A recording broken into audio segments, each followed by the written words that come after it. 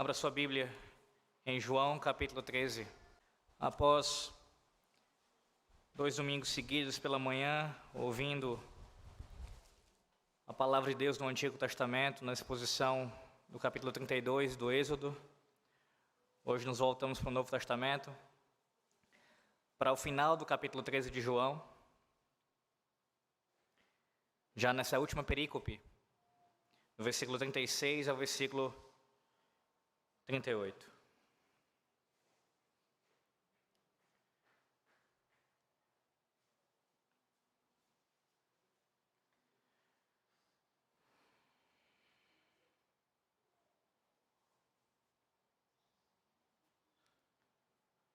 Apenas essa breve perícope para a leitura, e esse texto será exposto em seguida.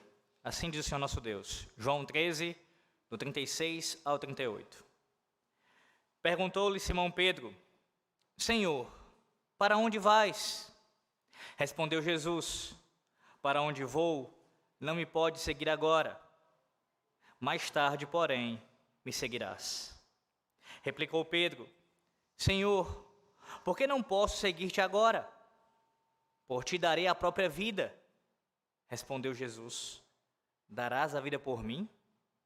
Em verdade te digo que jamais cantará o galo antes que me negues 3 vezes. Amém. Senhor nosso Deus, como nós temos ouvido a Tua voz ressoar nessa manhã deste púlpito e temos nos deleitado, ó Deus, no que temos ouvido, pois procede do Teu trono de graça, agora mais do que nunca imploramos, Senhor nosso Deus, que Tu fales conosco pela exposição da palavra. Que o Teu povo aqui congregado possa ser grandemente abençoado pelo Teu Santo Espírito. Que o Senhor abra os nossos corações, que haja fidelidade na exposição e que a glória, como já também foi rogado a Ti, seja dada somente ao Senhor. Perdoa os nossos pecados, nos abençoa em nome de Jesus. Amém. Existe alguma coisa mais chata do que lentidão? Talvez você possa pensar em algumas coisas que sejam tão chatas quanto lentidão. Mas com certeza essa está entre as mais chatas.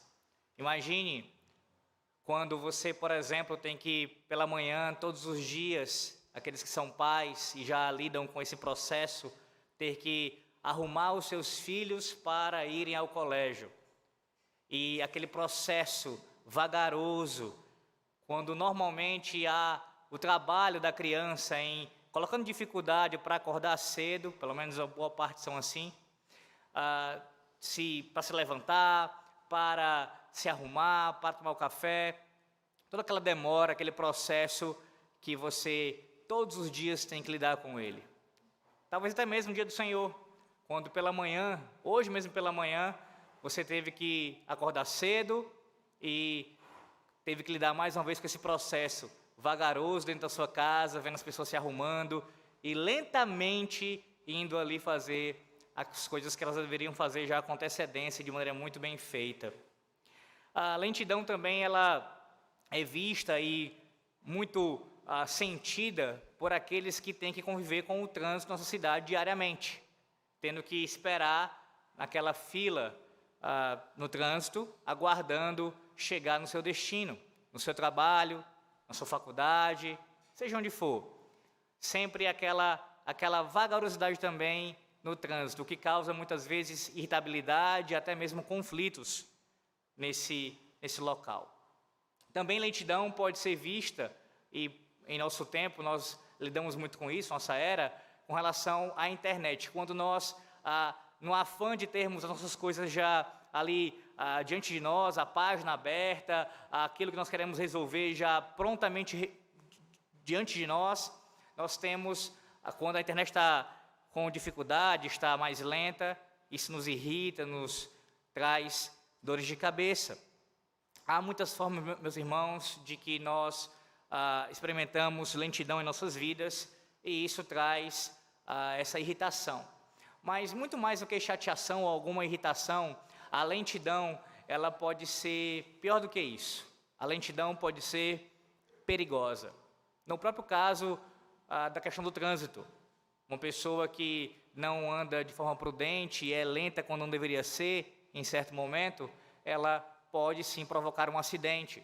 Ou então alguém que é lenta demais em cuidar da sua saúde, quando deveria já rapidamente dar atenção a algum sintoma que surgiu no seu corpo, e ela demora demasiadamente para cuidar daquilo que está sentindo. Lentidão, meus irmãos, ela pode ser muito perigosa, pode nos conduzir a situações terríveis, até mesmo de morte.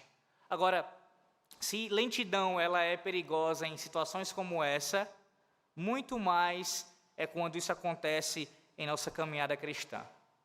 Porque, na verdade, meus irmãos, como temos diante de nós esse texto aqui nessa manhã, nos mostra, nos apresenta isso, a lentidão, quando evidenciada na vida de um cristão, na demora dele a absorver os ensinos de Cristo, a colocar em prática aquilo que o Senhor Deus fala na sua palavra, essa lentidão de não colocar rapidamente os ensinos do Senhor em prática é a mais perigosa de todas. Nada se compara a isso. Qualquer outra lentidão pode ser perigosa, mas a lentidão espiritual, ela é a mais terrível de todas. Não é essa a nossa situação muitas vezes? Somos lentos em sermos praticantes da palavra de Deus, somos lentos em perdoar o nosso próximo, somos lentos em gozar das benesses do dia do Senhor, somos lentos em usar os meios de graça que Deus nos deu para a nossa santificação, somos lentos em nossa vida espiritual e por isso experimentamos inúmeros prejuízos.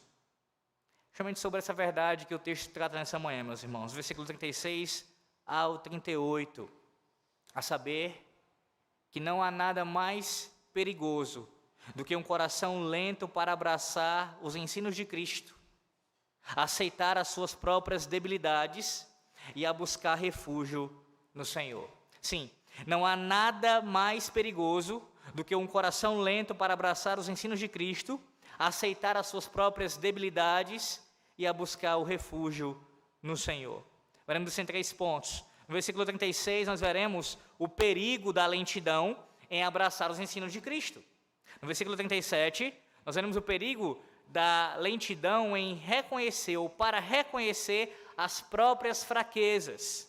E no versículo 38, veremos o perigo da lentidão no coração, ou coração lento, em se fortalecer contra as tentações.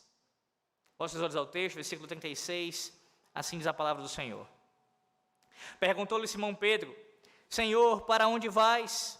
Respondeu Jesus: para onde vou não me pode seguir agora, mais tarde, porém, me seguirás. O contexto da passagem, meus irmãos, essa perícope, ela se encontra, o texto anterior a ela, do versículo 31, versículo 35, é o começo ali do último discurso do Senhor Jesus Cristo antes da sua morte. E no versículo 31 ao versículo 35, é esse texto anterior, nós temos o Senhor falando sobre um assunto importantíssimo, acerca da marca que iria caracterizar todos os seus discípulos, a marca principal que caracteriza um discípulo de Cristo, a saber, o amor demonstrado uns pelos outros. Ele começa esse discurso no versículo 31. A igreja, segundo o nosso Senhor, ela seria reconhecida em todos os tempos, principalmente pelo seu conhecimento intelectual, não pelos seus recursos financeiros, não por sua expansão territorial, não pela quantidade de membros que ela possua, mas pelo fato dela demonstrar amor uns para com os outros. Essa é a marca principal de um discípulo de Cristo. Ele começa isso, como falei, nos versículos anteriores. Versículo 35, veja, versículo 35, para você ter uma ideia disso. Ele fala assim: nisto conhecerão todos que sois meus discípulos, se tiverdes amor uns aos outros. Além disso, lembre-se que o Senhor, ele também falou no seu discurso de despedida, para onde ele iria. Ele mencionou já esse assunto nesse discurso já inicial, no versículo 33, observe. No versículo 33 ele fala: filhinhos, Ainda por um pouco estou convosco. Buscar-me-eis, e o que eu disse aos judeus, também agora vos digo a vós outros: para onde eu vou, não podeis ir. Então, o que nós estamos observando aqui nos versículos 36 a 38 é a pergunta de Pedro relacionada a esse assunto que Jesus já tinha iniciado, já tinha abordado nessa perícope anterior. Os textos paralelos a João capítulo 13, do versículo 36 ao 38, no caso, Mateus 26, do 31 ao 35, e também Marcos 14, do 27 ao 31, eles nos dão um contexto ainda mais abrangente do que aconteceu aqui. Veja, Mateus 26, para você ter uma ideia também melhor desse contexto mais amplo. Mateus 26, a partir do versículo 31.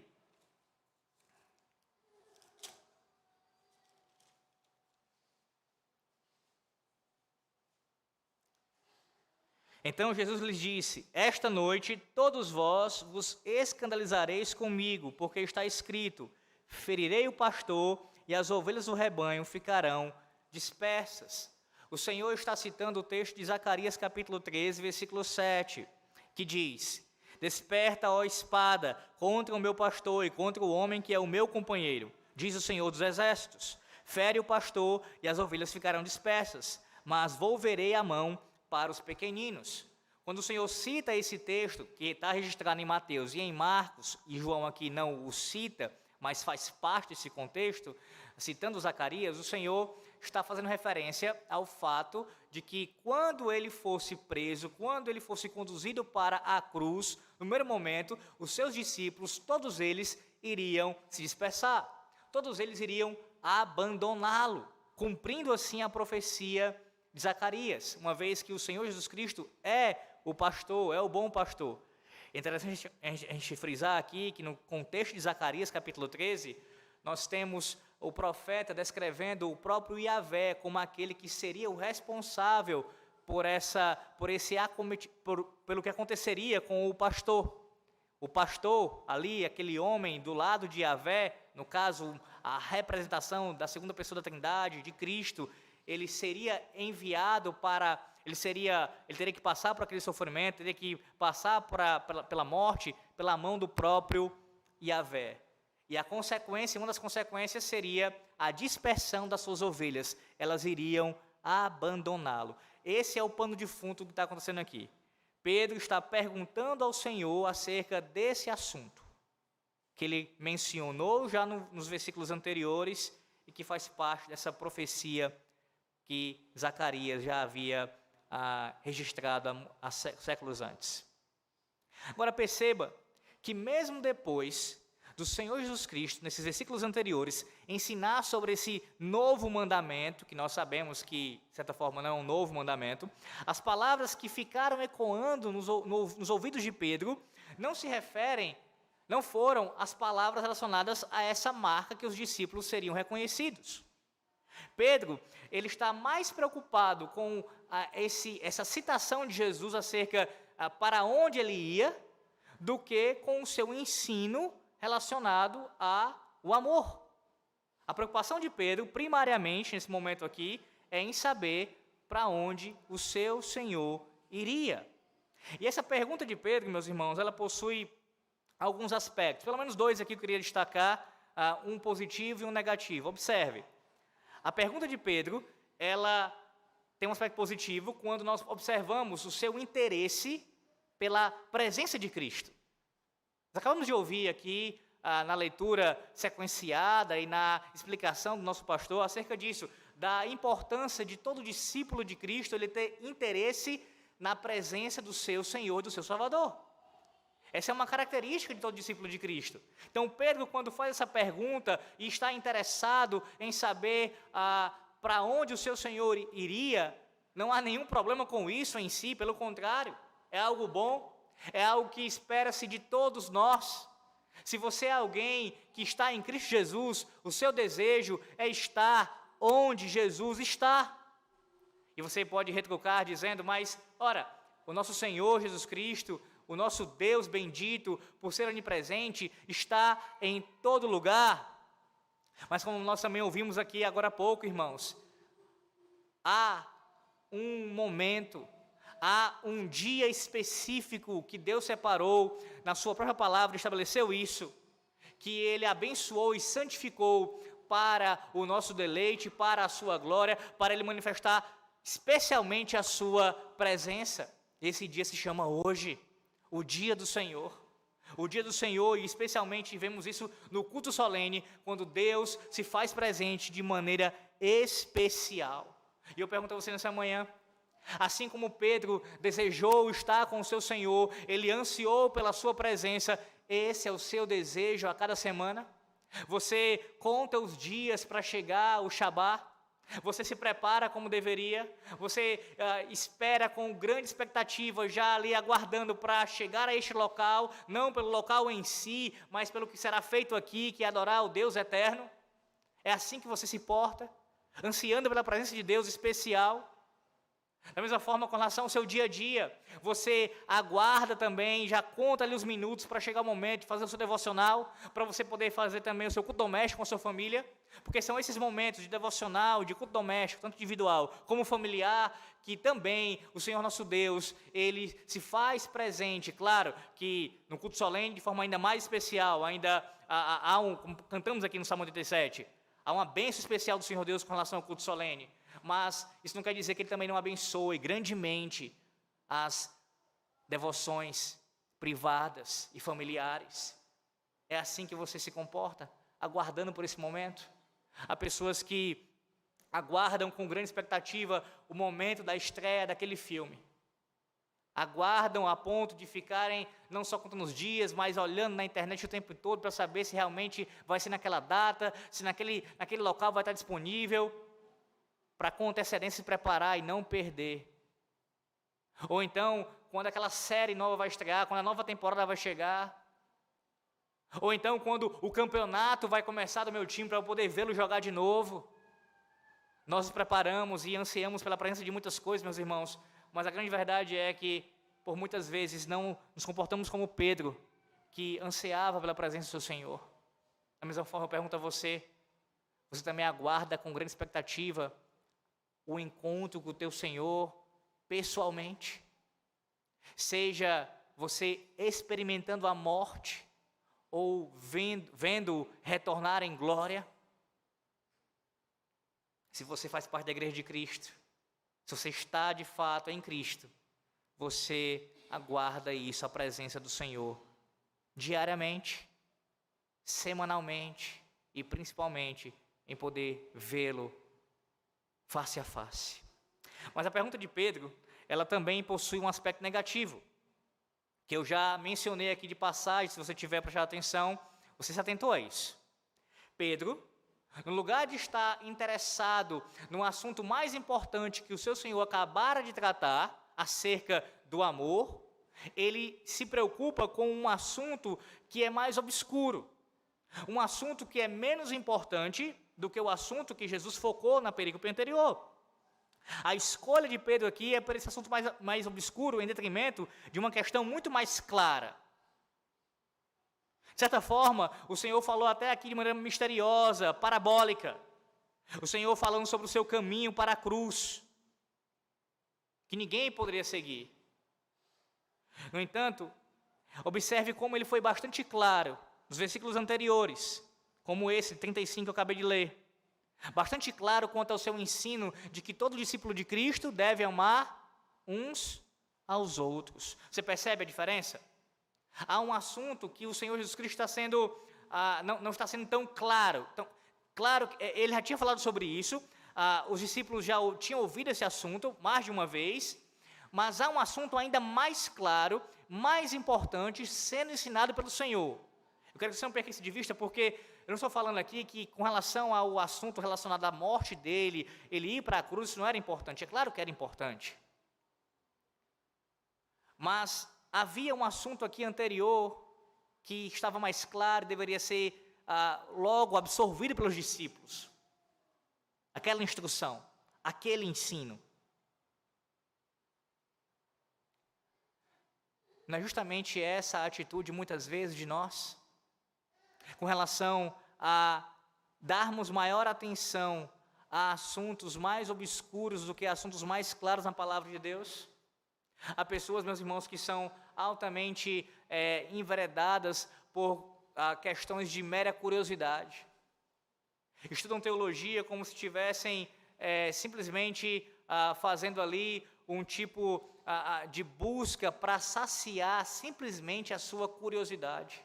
O interesse não é dar glória a Deus por aquele estudo, não é ser uma bênção para a igreja de Cristo, para a edificação da igreja de Cristo, para o corpo do Senhor, mas é saciar a sua curiosidade, vencer debates, saber sobre coisas que são menos claras do que outras. Entenda, é claro que todo o conselho de Deus deve ser abraçado por nós, crido por nós, devemos nos debruçar sobre tudo que Deus revelou na sua palavra. Todavia, há doutrinas que são mais importantes, que possuem maior clareza até do que outras. Quando nós nos detemos a questões que são menos importantes, dando uma maior importância a elas, do que a doutrinas que o Senhor Deus dá essa importância, nós estamos falhando assim como Pedro.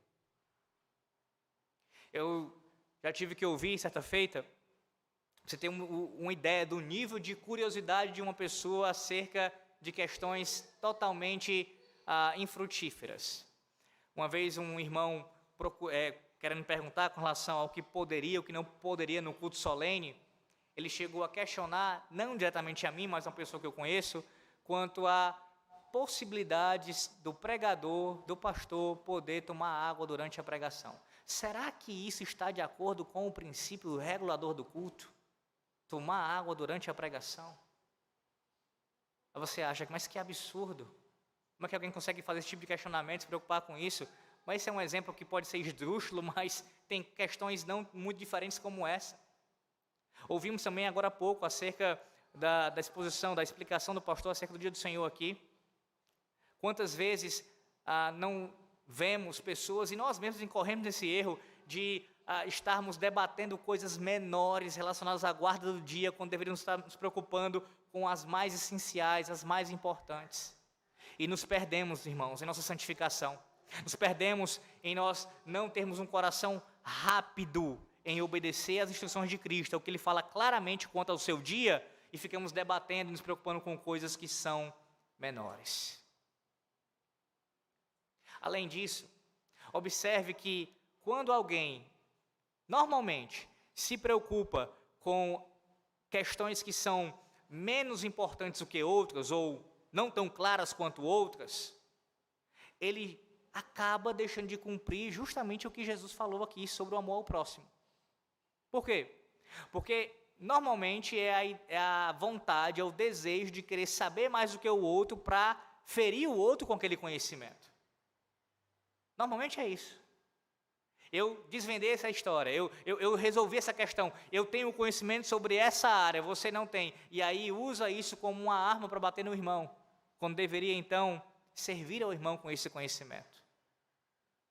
E repito, dando prioridade àquilo que é mais importante, aquilo que é mais claro na palavra de Deus.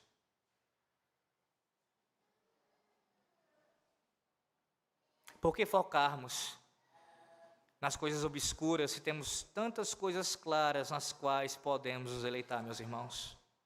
Busquemos primeiramente as coisas que nos identificam, como discípulos de Jesus. Ainda com relação a essa pergunta de Pedro, perceba o quanto ela demonstra também a lentidão do coração de Pedro em abraçar os ensinos de Cristo. Por quê?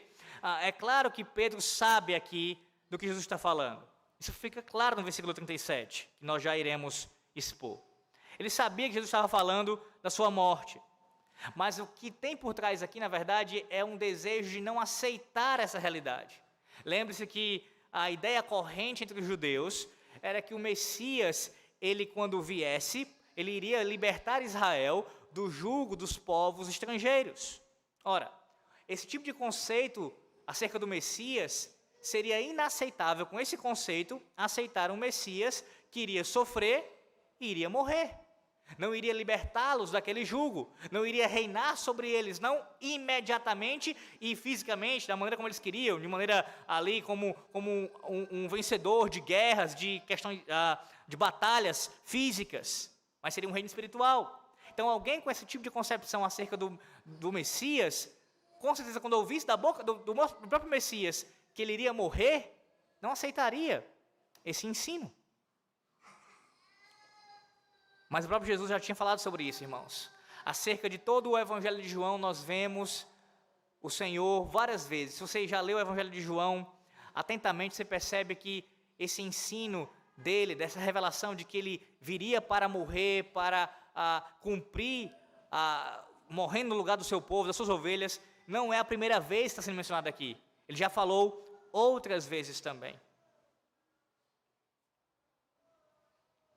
Mas Pedro resiste aqui às instruções do seu Senhor.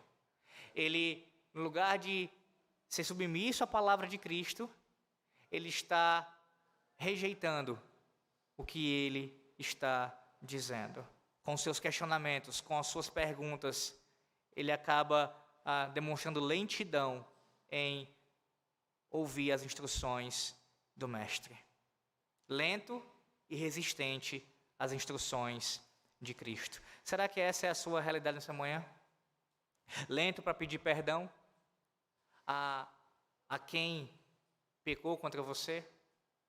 Você já ouviu na palavra de Deus várias vezes, você já leu isso, você sabe que você deve pedir perdão a quem você ofendeu, e você é lento em ouvir a instrução de Cristo?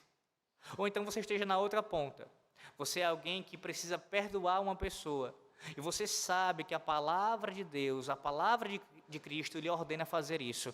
E você é lento em ouvir as instruções de Cristo e não perdoa.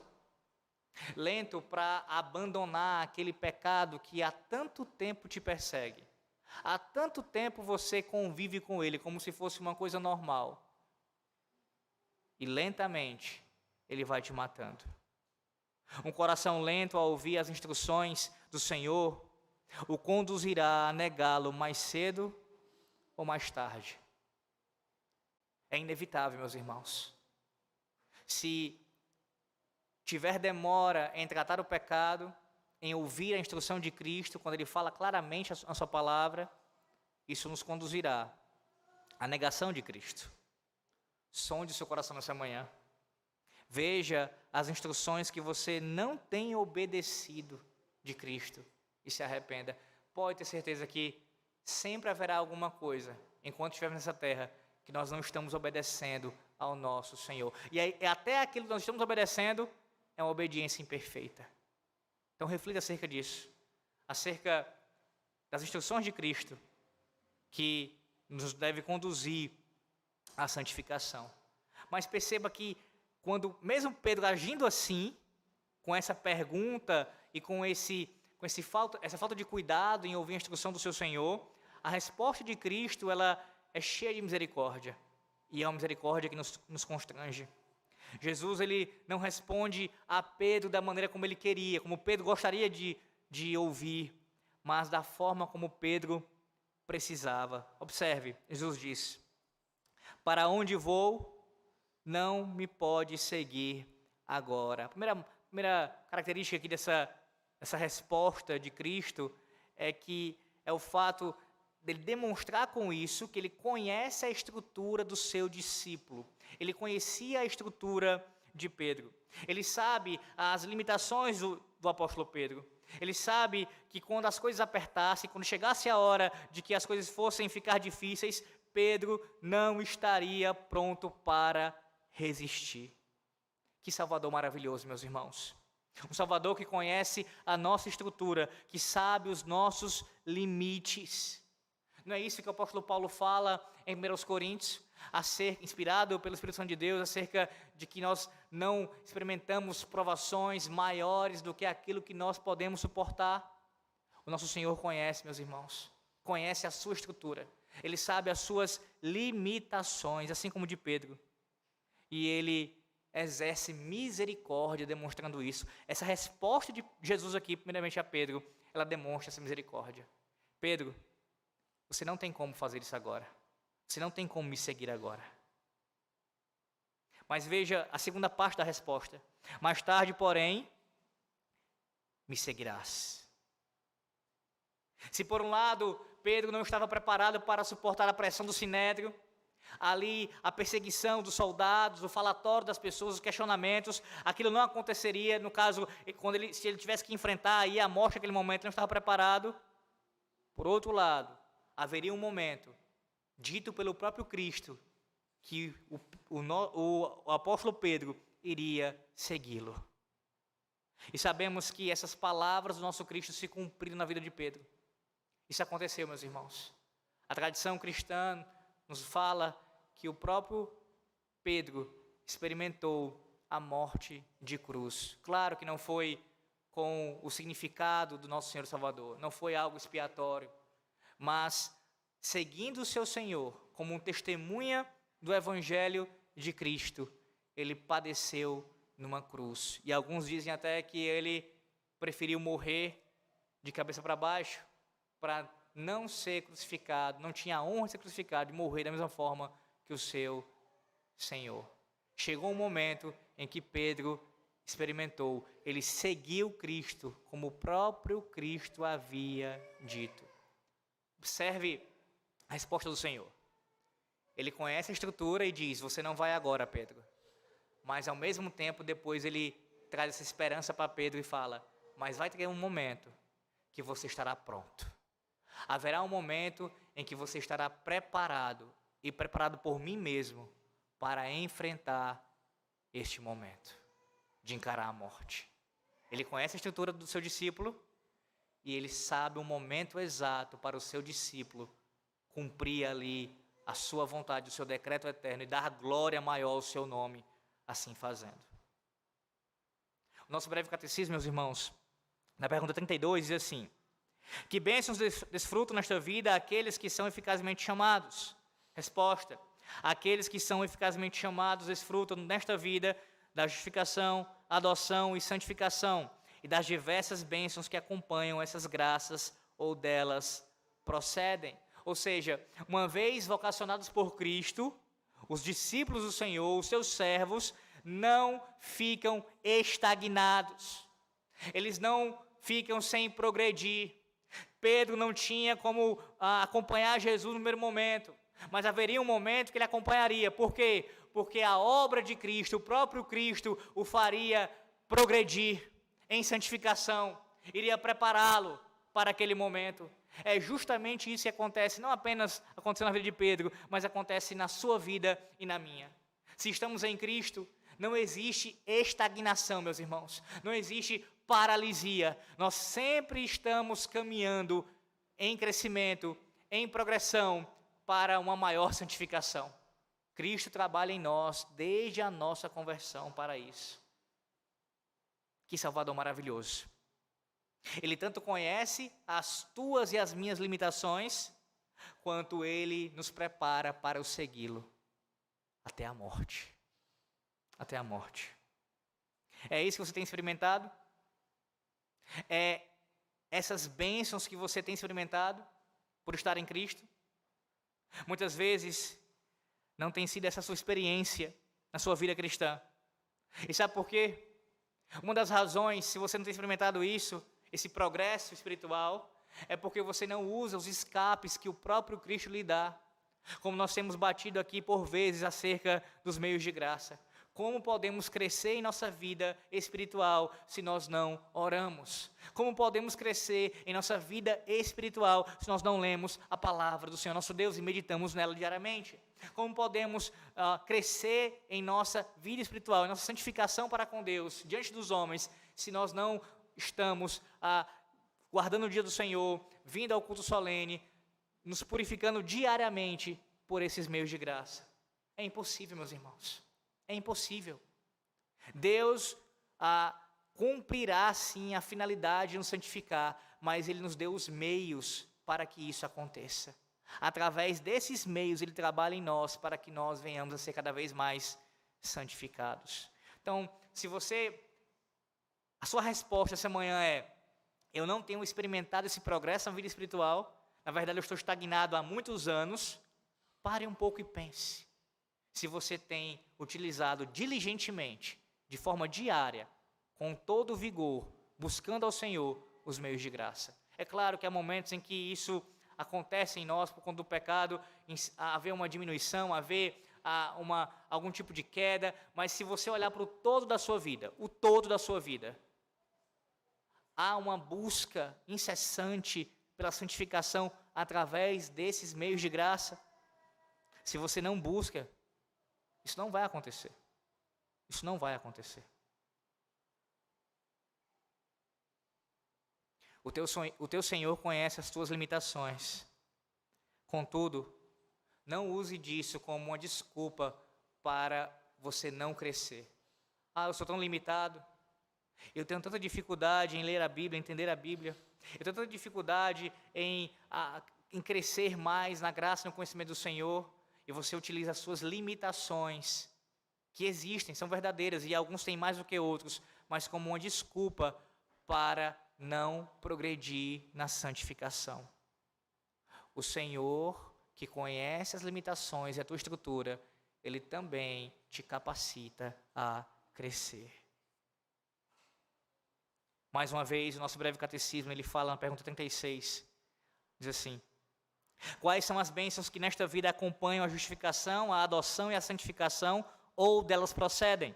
Resposta: as bênçãos que nesta vida acompanham a justificação, a adoção e a santificação, ou delas procedem, são certeza do amor de Deus, paz de consciência, alegria no Espírito Santo, aumento de graça e perseverança nela até o fim.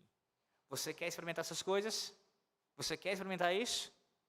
Então ouça as instruções de Jesus nessa manhã. Cuidado com o coração lento em abraçar os ensinos de Cristo. Cuidado. Mas não apenas o coração lento em abraçar os ensinos de Cristo é perigoso, como também o coração lento para reconhecer as próprias fraquezas. Versículo 37. Replicou Pedro: Senhor, por que não posso seguir-te agora? Por ti darei a própria vida. Perceba, ao invés de falar, Senhor, então me ajuda a te seguir. Pois se o Senhor está dizendo que não posso, então é porque é verdade. O Senhor tinha falado no versículo 36. Pedro, agora não. Você vai me seguir, acontecerá isso, o momento vai chegar, mas agora não. Mesmo depois a resposta de Cristo ter sido bem explícita, bem direta ao seu discípulo, ele questiona mais uma vez o Senhor. Mais uma vez ele está inquirindo o Senhor aqui. E no lugar de se preocupar com o ensino acerca do amor um pelos outros, acerca também de se contentar com a verdade de Cristo exposta diante dele, o seu ensino, Pedro continua protestando contra o veredito do Senhor. Você não é diferente de Pedro. Você sabe disso. Quantas vezes você na sua vida já agiu como Pedro? O Senhor falou claramente para você, de forma explícita, que não ficou nenhuma dúvida. Isso não. Isso não pode. Isso não vai acontecer. Ou pelo menos no primeiro momento, não vai ser agora. E você, no lugar de se contentar com a resposta do Senhor, se curvar diante dele, crer no que ele diz que é verdade, o que você faz? Você protesta contra a vontade de Deus. Isso acontece de muitas formas. Por exemplo, quando a palavra de Deus é pregada fielmente no púlpito e o Senhor está falando de forma direta ao seu coração, tratando os seus pecados, e no lugar de você se curvar a esse ensino, você acaba questionando o que o pregador está falando.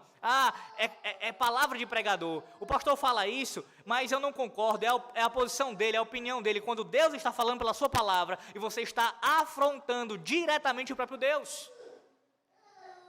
Ou então, quando pela providência do Senhor nosso Deus, Ele, guiando a história, guiando o curso da sua vida, Ele já fechou uma porta ali para você, Ele já lhe deu um não numa situação específica, e já está claro para você que aquilo não é da vontade de Deus, porque a palavra de Deus fala isso, a providência está mostrando isso, e você continua insistindo, dizendo, por que não?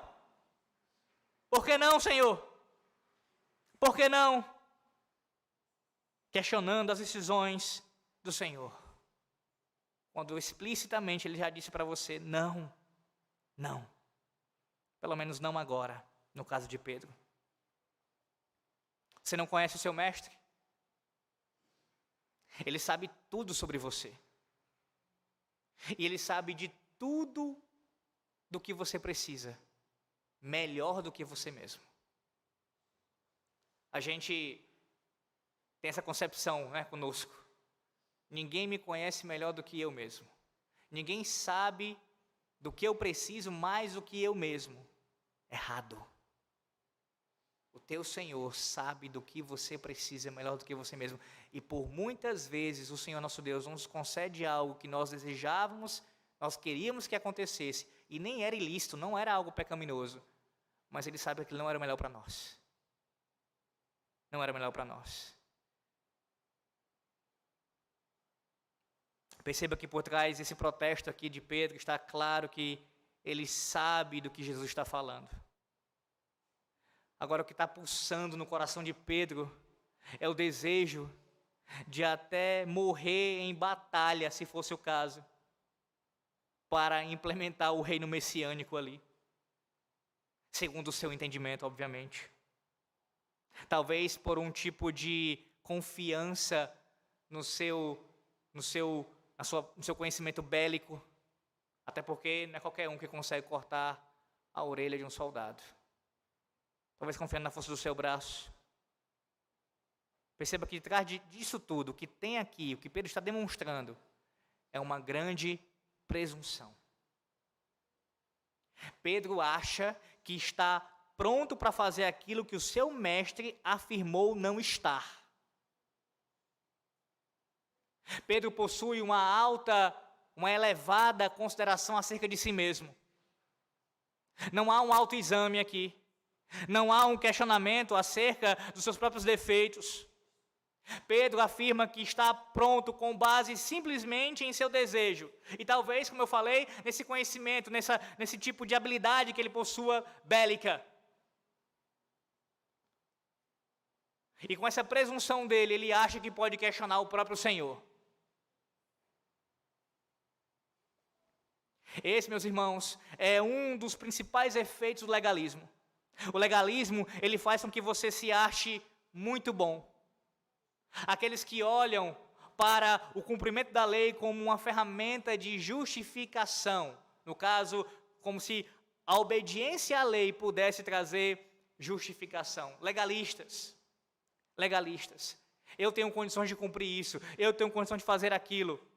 Repousa nele mesmo a razão para ele executar qualquer coisa. Ele tem capacidade, ele tem condições por si mesmo de fazer qualquer coisa, inclusive para o Senhor. Precisamos ter cuidado, meus irmãos, com um coração que é lento em reconhecer as próprias debilidades. Será que esse é o seu quadro essa manhã? Um presunçoso que tem dificuldade de reconhecer seus pecados, de reconhecer a sua ira. Você sabe que você é falho nessa área, que é algo que facilmente você acaba se entregando, e você, no lugar de reconhecer essa debilidade, essa fraqueza que você possui, e correr aos pés do seu mestre, confessar esse pecado, pedir graça a ele, para que ele lhe conceda condições de enfrentar o pecado da ira, você acaba achando, não, eu tenho condições de por mim mesmo vencer esse pecado. Então talvez, no seu caso, seja uma fraqueza na área sexual. E você tem essa dificuldade, você luta contra isso há muito tempo, e você acaba achando que tem condições de por si mesmo vencer esse pecado. Há alguns que chegam a mesmo flertar com a tentação. Aquela mulher está no meu trabalho tentando alguma coisa, mas eu posso conversar com ela, eu posso ter um contato com ela, eu posso ter algum tipo de amizade ali e não vai acontecer nada, porque eu tenho condições de me manter firme. Isso é presunção. Achar que pode, por si só, resolver qualquer coisa, inclusive vencer o pecado. Não reconhecendo as suas debilidades, as suas fraquezas. Isso é prepotência, meus irmãos. Quando deixamos a presunção de lado, podemos rogar ao Senhor nosso Deus para nos fortalecer em nossas fraquezas. puritano John Owen escreve acerca da necessidade de mortificar o coração. Veja o que ele fala sobre isso, de mortificar o coração. Ele diz: temos de praticar a mortificação cada dia em todos os deveres. O pecado não morrerá se não for constantemente enfraquecido. Poupe-o, e ele se curará de suas feridas e recuperará suas forças. Temos de vigiar sempre contra as operações deste princípio do pecado, em nossos deveres, em nossa vocação, em nossa conversa, em nosso descanso, em nossas dificuldades, em nossas alegrias e em tudo o que fazemos. Se formos negligentes em qualquer ocasião, sofreremos por causa do pecado. Qualquer engano, qualquer descuido é perigoso. Principalmente quando você age de forma presunçosa. Além disso, quando nós reconhecemos as nossas debilidades diante de Deus e confessamos a Ele isso e pedimos graça para nós lidarmos com elas, isso também nos fará com que olhemos para nossos irmãos que também possuem as suas debilidades com um olhar maior de misericórdia.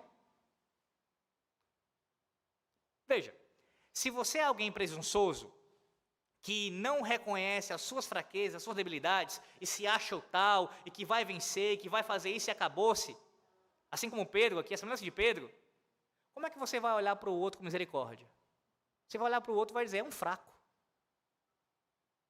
é um débil, falta nele força, ele não tem condições. Então, se você reconhece as suas fraquezas, pela graça de Deus, você terá também como observar isso nos seus irmãos e também se compadecer dos seus irmãos e ter misericórdia deles. E não sufocá-los, e não maltratá-los, mas exercer compaixão e misericórdia. Cuidado com o coração lento para reconhecer as próprias fraquezas. É uma contradição um cristão arrogante, um cristão presunçoso, um cristão salvo pela graça, confiando na força do seu braço. Em terceiro e último lugar, nós veremos agora o perigo do coração que é lento para se fortalecer contra as tentações, que é a consequência do que nós estamos falando aqui. Versículo 38, a primeira parte diz assim: respondeu Jesus: darás a vida por mim? Ele pergunta a Pedro. A lentidão do coração em abraçar os ensinos de Cristo, meus irmãos, e a reconhecer as próprias debilidades, não terá forças contra a tentação. Na verdade, será rápido o coração aqui em negar ao Senhor. Note a resposta do Salvador. Ele responde com um tom de ironia: você dará a vida por mim? Você dará a vida por mim? Pedro estava mais preocupado com o que ele poderia fazer pelo Senhor do que o que o Senhor faria por ele. Percebe a ironia? Pedro diz que vai dar a vida por Jesus, mas é justamente o que Jesus vai fazer. Não vai, Senhor. E se o Senhor for, eu vou contigo, porque eu estou disposto a vencer os inimigos, a derrubá-los, para que o Senhor venha reinar. Ou seja, não morra, Senhor. Eu morro por ti. Justamente o que o Senhor faria por ele e por nós. Veja, em verdade te digo, o Senhor completa, que jamais cantará o galo antes que me negues 3 vezes. Você, Pedro, que é tão intrépido, tão corajoso, tão presunçoso e cheio de si mesmo, você, Pedro, você vai me negar. Perceba como Jesus ele trata com Pedro aqui. Ele exerce misericórdia, ele tem compaixão do seu discípulo, mas agora ele está falando de maneira direta com Pedro, está tratando de forma ainda mais clara, mais dura, o pecado de Pedro, que Pedro está esboçando ali, como erro. E ele usa a verdade nua e crua diante de Pedro. Bem diferente de como nós, muitas vezes, queremos resolver nossas questões. A gente acha que para resolver um conflito com alguém, um problema com alguém, é melhor não falar a verdade. Ou fala só uma parte da verdade. Não fala tudo não. Vai criar um clima de animosidade. Se você confrontar, se você colocar a pessoa no lugar dela, não faça isso. Veja, é claro que há uma maneira de falar a verdade. Não é falar a verdade com ódio, com ira. É com amor. Mas tem que falar a verdade. De forma explícita, ele expõe Pedro. Você vai dar a vida por mim, você vai me negar, Pedro. Você vai me negar. É mais fácil, né, meus irmãos, colocar panos quentes, empurrar com a barriga, sem nunca resolver a questão? Não é mais fácil fazer assim? Mas o nosso Senhor nos dá o exemplo essa manhã aqui, que precisamos seguir o seu modelo, se desejamos ajudar os nossos irmãos. Não é passando a mão em cima da cabeça, não é concordando com o pecado, não é amenizando a gravidade da coisa, mas é falando a verdade em amor. Como Cristo fez com Pedro. A verdade deve ser dita mesmo que seja doloroso ouvir. Porque com certeza para Pedro foi quando ele ouviu que negaria o seu Senhor. Só que ele chegou a afirmar que não negaria. Os relatos dos outros evangelhos mostram isso. Que ele assevera que não negaria o seu Senhor. Ele chega a dizer de forma presunçosa que os outros poderiam até negar, mas ele não negaria. Mais uma vez se colocando como superior aos demais. E os outros discípulos chegam a afirmar também que iriam com Jesus e não negariam, não iriam se dispersar no mesmo caminho de Pedro. Mas o fato, meus irmãos, é que Pedro era fraco. Por mais que ele quisesse apresentar força, ele não estava pronto. Ao mesmo tempo, o texto nos mostra que Cristo conhece as nossas fraquezas. Lembre-se de quando pecar, você tem um advogado. O mesmo Senhor que te confronta quanto aos teus pecados e fala de maneira bem direta o que você está fazendo de pecaminoso e você precisa corrigir, é o mesmo Senhor que fala, se você pecar, eu sou o teu advogado. Eu intercedo por ti. Não, isso não é uma licença para nós vivermos em pecado. Peque quanto mais você quiser, porque você tem um advogado. Não, não é isso que o texto diz lá de João. Mas se você pecar, você será confrontado, você terá que lidar com o seu pecado, sofrerá as consequências, mas você tem um advogado. Você tem um advogado que intercede por você. Em Mateus 26, versículo 35, o texto aqui correferente, veja como Pedro responde a Jesus lá. Vamos lá, Mateus 26, versículo 35, veja. Mais uma vez o texto correferente. Mateus 26, versículo 35. Disse-lhe Pedro, ainda que me seja necessário morrer contigo, de nenhum modo te negarei. E todos os discípulos disseram o mesmo, que eu acabei de citar. Ele permanece insistindo no erro. Não há clamor por socorro aqui. Pedro não pede ajuda. Porque imagine, Cristo já tinha falado para ele sobre que ele não estava preparado ainda. Ele insiste mais, a ponto do Senhor falar, você vai me negar. Eis o momento, mais do que nunca, de Pedro se jogar aos pés do Salvador e clamar por misericórdia. Dizer, Senhor, socorro. Porque se o Senhor está falando que eu vou te negar, é porque isso vai acontecer. Então me livra disso, Senhor. Não permita que isso aconteça. Me livre de pecar contra ti dessa maneira, tão gravemente. Não, ele não faz isso. Ele permanece de maneira presunçosa, meus irmãos. Dizendo que não vai negar o Senhor. Você tem ideia do que está acontecendo aqui? O mero mortal está debatendo com o Deus eterno. Está questionando, protestando, discordando do que ele está dizendo. Ele está dizendo, isso vai acontecer. Não, mas isso vai acontecer. Não, mas isso vai acontecer. Se você considera um absurdo quando um filho faz isso com um pai, quando um membro da igreja faz isso com um oficial, de forma desrespeitosa, não um questionamento, uma pergunta, mas de forma desrespeitosa, afrontando a autoridade, quanto mais um mero mortal, um discípulo, falar assim com seu Senhor, colocando sua palavra em xeque, em dúvida. Não, não vai acontecer, Senhor. O Senhor está falando, não vai acontecer, Senhor. Mas o Senhor é tão misericordioso, meus irmãos, que como diz lá em Lucas capítulo 22, do 31 ao 34, outro texto correlado a essa passagem, o Senhor diz que rogou por Pedro. Ele orou por Pedro porque ele sabia que Satanás queria peneirá-lo. Satanás estava investindo contra a vida de Pedro. E Pedro não estava atento. O texto diz que Jesus rogou por ele. Mas a gente não sabe se Pedro rogou por si mesmo. Na verdade, até aqui, ele estava muito autoconfiante na sua força, na sua capacidade. Mas louvado seja Deus, porque o nosso sacerdote, o nosso advogado, ele roga por nós. Mesmo quando nós não rogamos por nós mesmos. Mesmo quando a gente esquece, por negligência, seja lá qual for o motivo, de orar por si mesmo.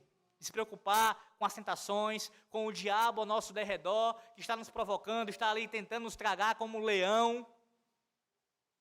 O nosso Senhor roga por nós. Não foi isso que Pedro falou? Lá na sua epístola, acerca do ataque do maligno, como um leão que ruge, tentando tragar alguém ali, buscando alguém que possa tragar. Pedro havia aprendido essa lição, não só teoricamente, mas na prática. Na prática. Concluímos, lembrando que, de fato, lentidão é algo chato. E em algumas situações, não é só chato ser lento, mas também pode ser até perigoso. Mas não há nada mais perigoso, meus irmãos, do que um coração lento para abraçar os ensinos de Cristo, aceitar as suas próprias debilidades e a buscar refúgio no Senhor. Nesse Senhor, que deu a vida por Pedro, por você e por mim. Esse Senhor maravilhoso, que é paciente em instruir os seus discípulos, mesmo quando eles demoram a absorver as suas instruções, seja por uma dificuldade de entender, ou até quando entendem, mas ficam rejeitando o ensino. Não posso suportar essa verdade, eu não quero aceitar essa verdade. E o Senhor pacientemente vai corrigindo, instruindo e mostrando as nossas debilidades, para que nós venhamos a correr para Ele como nosso refúgio. Eu concluo com as palavras do puritano Stephen Charnock, que escreve o seguinte acerca desse Cristo que nós temos, o nosso Senhor e Salvador. Consideremos atentamente o Cristo crucificado, o remédio para todas as nossas desgraças. Sua cruz assegurou uma coroa. Sua paixão fez expiação por nossa transgressão. Sua morte tirou o poder da lei. Seu sangue lavou a alma do crente.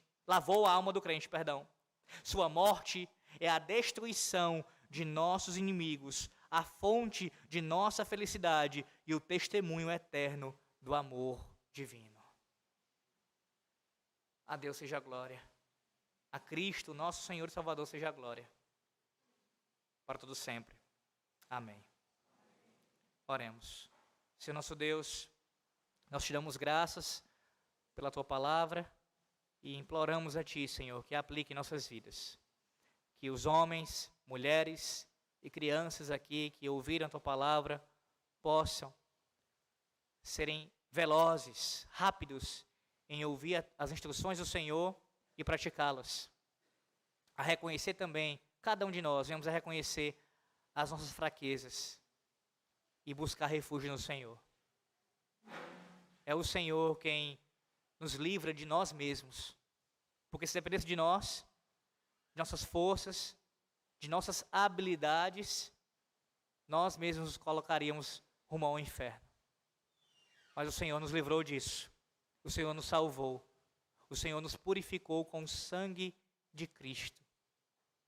Pedimos a Ti, ó Deus, que nos sustente e que nós venhamos a seguir o Senhor até a morte, aguardando o encontro com o Senhor. Oramos em nome do Senhor Jesus Cristo. Amém.